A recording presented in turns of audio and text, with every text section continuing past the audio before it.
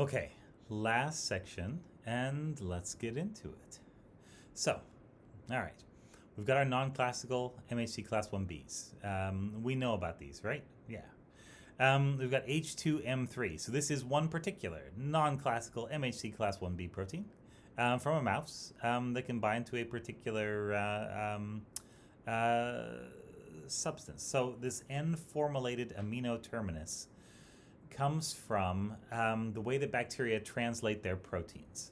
So whereas in a mammalian cell, when you start a protein, the first codon is always going to be an AUG, and it's always going to code for the amino acid methionine. In bacteria, their initiation codon is always going to encode, it's still going to be AUG, but it's going to encode for 4-mile methionine. So FMET is what they call that, and that's the one that starts every single bacterial protein and is never going to be found in mammalian proteins, at least as far as I'm aware.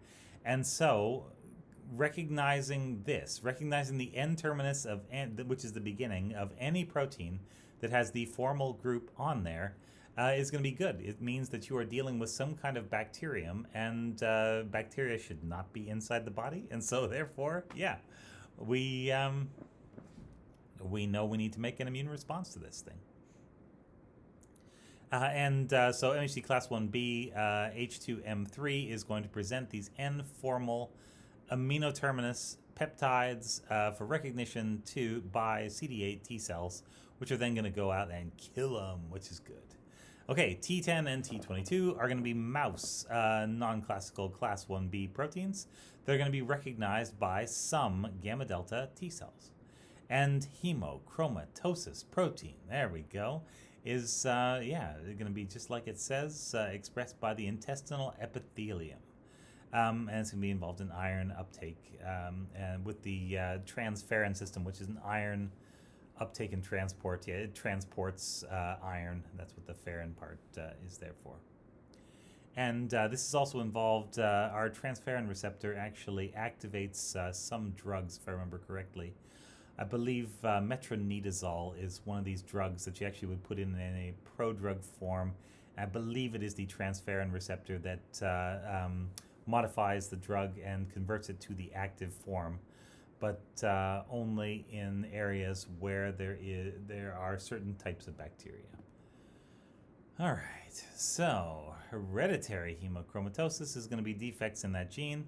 21 hydroxylase, oh neat, yeah, okay, is going to be involved in cortisol synthesis. So this is going to be involved in making those steroid hormones in general, including cortisol in the adrenal gland. Yeah, and you're going to have very bad adrenal hyperplasia, for example, or salt wasting syndrome, if you have defects in this. Okay, so here are some of the MHC and non-MHC Class 1B molecules. And so have a look. You've got your human versions, they're going to be listed over here. You got your mouse versions that are going to be listed over here. And this is going to show you roughly where they're presented, roughly who they're presenting to. That's over here in the biological function. What they are binding, whether it's peptides or there's formal methionine peptides by that H2M3 in the mouse.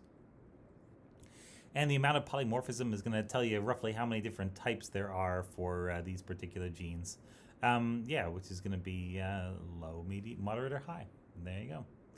And some of them have a beta-2 microglobulin associated. Other ones do not. They just go without this and still are able to carry out their functions. So there we go. All right, so let's talk about some of these things. The MIC1A and MIC-A and MIC-B are going to be non-classical Class 1B proteins induced by stress and recognized by NKG2D, which is going to be on NK cells, natural killer cells. Yeah. Rate 1 is going to be another family of non-classical ones.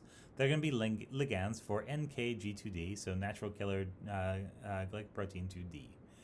Let's see, the QA determinant modifiers are going to be some peptides that come from, oh yeah, the leader peptides, interesting, of various HLA class 1 molecules. And yeah, they can also be modified and then recognized, so useful. The cure proteins, these are going to be found on natural killer cells. They are going to function similarly to MHC molecules in that they're going to recognize cells and tell the natural killer cell when it is time to kill. Yeah. And so some of these are going to activate natural killer cells, and some of these are going to inhibit natural killer cells in response to certain signals. So we know that for diseases like Ebola, for example, there are certain sets of KIR genes that will have the right combination to be able to help you to clear out the virus, and there are others that have sets of KIR genes that make the wrong response to the virus, and yeah, will not help you clear them. So that's useful. Okay, CD1, yeah, nice. The original. So a small family of class 1 like proteins, like most of these are, yeah. They can present glycolipid antigens. These are going to be things that are made by bacteria, and they're going to present them to CD4 T cells so that you can actually make an antibody eventually against a glycolipid, which you're going to take that antibody, you're going to stick it to the outside of the bacterium, and then once you've done that, you can essentially opsonize that thing. You can get your complement 3B laid down on there. And yeah, through the complement cascade, you can attack and destroy that bacterium, that invading bacterium.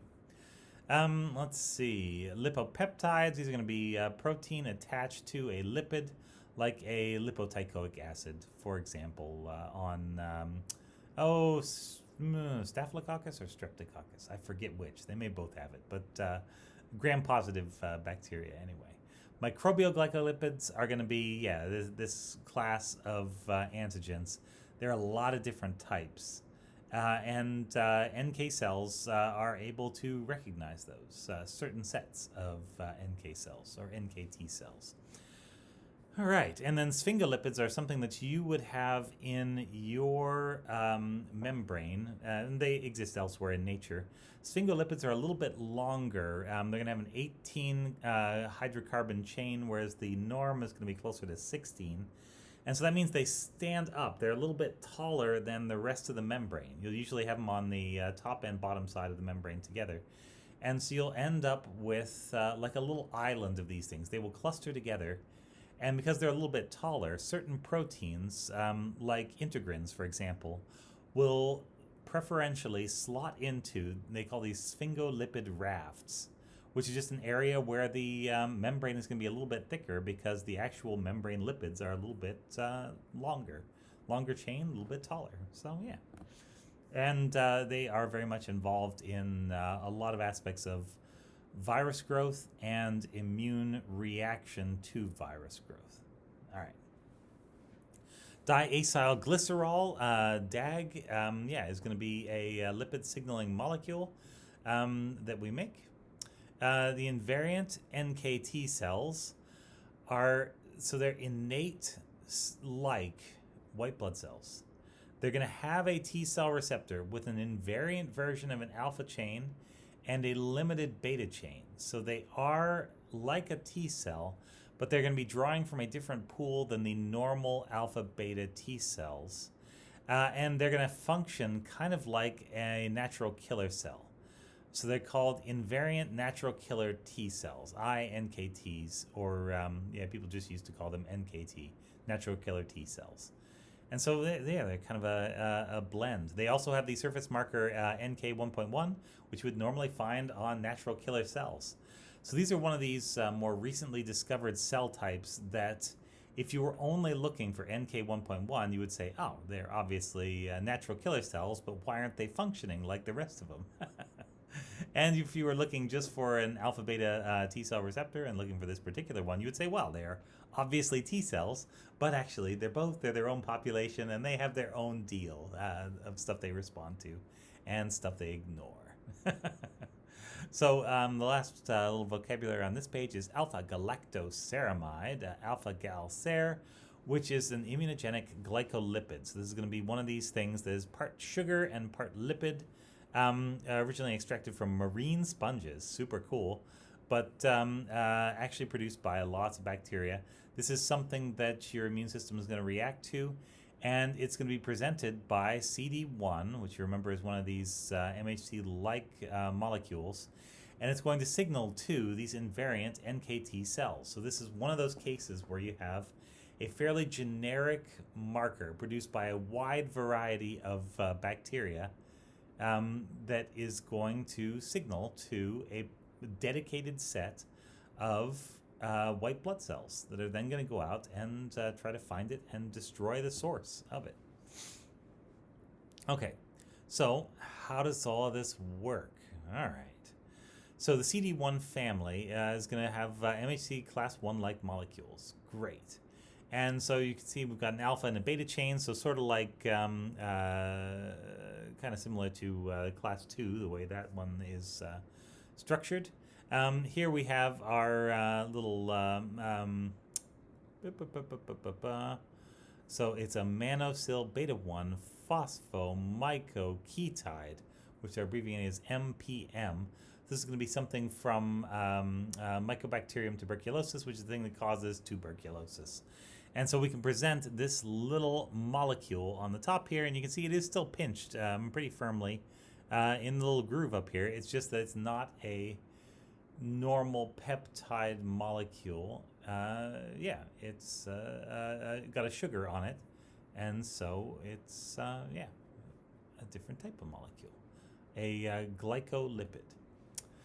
Okay, shown here, these are some of the other molecules. This is CD1 that's hanging on to a lipid antigen, which is great. And you can see that once again, different type of antigen, but it is pinched here. Normally, class 1 would be presenting peptide antigens that have been trimmed down. You can't trim lipid antigens in the same way, the same machinery that we had talked about before. That ERAP, for example, is not going to work on trimming down a lipid molecule, for example. All right. MR1 is MHC-related protein 1, another non-classical class 1b molecule. Let's see, mucosal-associated invariant T cells, or the MAITs, yeah. So these are going to be mostly gamma-delta T cell receptor-containing T cells with a very limited diversity that can respond to chemicals from bacteria. So these are going to be folic acid derivatives is what it's going to present. And these are going to be things that you find in bacteria but don't find in the folic acid system that's operating in our cells, for example. Folic acid is a B vitamin. This is one of the ones that they tell you to take if you are pregnant. Different derivatives, different versions of this are produced by bacteria, and we can present it on MR1 for recognition by MAIT cells. Yeah. Folic acid is going to be involved in DNA nucleotide synthesis pretty heavily. And so if you run out of this, then cells cannot grow at the rate they need to grow. And if I remember correctly, this is associated with spina bifida, when the baby's spine, neural tube essentially, doesn't fully close at an early stage of development, and they end up with a at least partially open spine. Which can range from something that is almost unnoticeable to something that's just really dangerous for the baby and really serious looking. Okay. T22 is another one. Yeah. An MHC class 1b that's going to be recognized by some gamma delta T cells. Phycoerythrin is going to be, a light harvesting pigment. So, something that's going to be involved in photosynthesis pathway eventually by some algae. This is a thing that some of your gamma delta T cell receptors can recognize. So MIC-A is going to be one of these non-classical class 1Bs that we've mentioned before. It's going to be induced in conditions of stress and infection.